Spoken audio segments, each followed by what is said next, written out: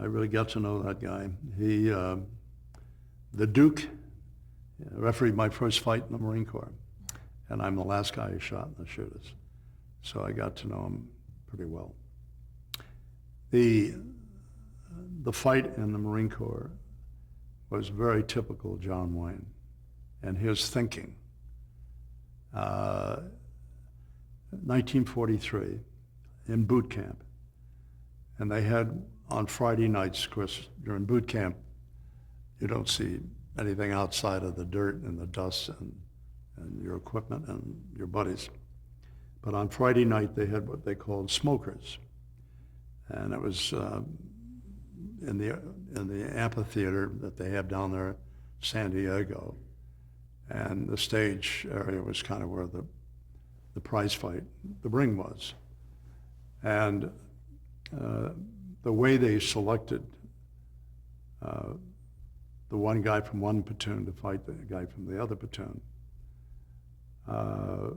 was very much like what you would find in combat. It had absolutely nothing to do with weight, size, or how you looked. I think there was about 12, 14 platoons going through boot camp at the same time. Let's say there were 14, so there were 7 fights. There was a guy from this platoon would fight a guy from this platoon.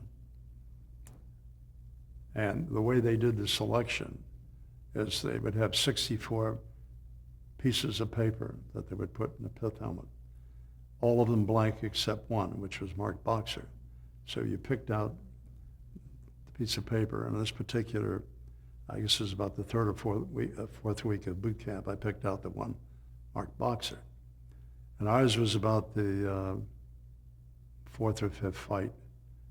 And these are 3 rounds, 3-minute rounds, whatever it was, with a minute and a half rest between rounds like normal boxing. And so they introduced my platoon and for me to get into the ring. And I got into the ring, I'm about 155 pounds wringing wet.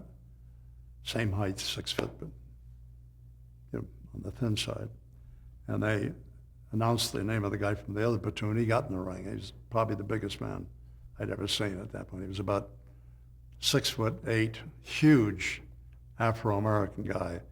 He was the star tackle on Texas A&M, and he had enlisted in the Marine Corps. The only saving grace is he was overweight. He weighed about 325 pounds or so. But anyway, here's this huge mountain standing there, and this skinny little guy. And the ringmaster said, "We got a big treat for you guys tonight. The guy down here making a film, his name is John Wayne. He's going to referee this fight."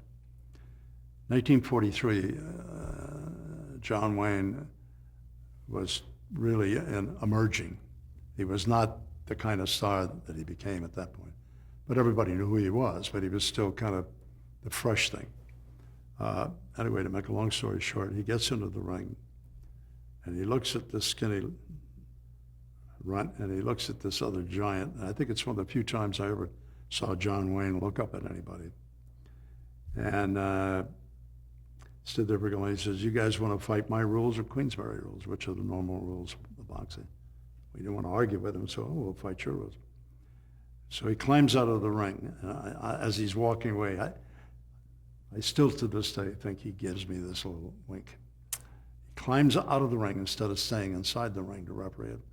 He goes down and he goes to where the timekeeper is. He picks up the gong, rings the bell to start the fight, and that was it for almost 15 minutes.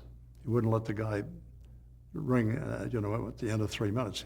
He decided the only way that the skinny little runt was going to have a chance is if he could outrun the big guy.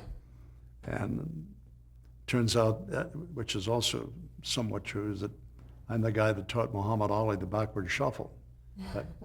I just kept my left out, and I had a little boxing experience, and one way or the other, the guy chased me around the ring, and he finally collapsed from exhaustion. I fell on top of him. I still have this little brass bracelet to prove it.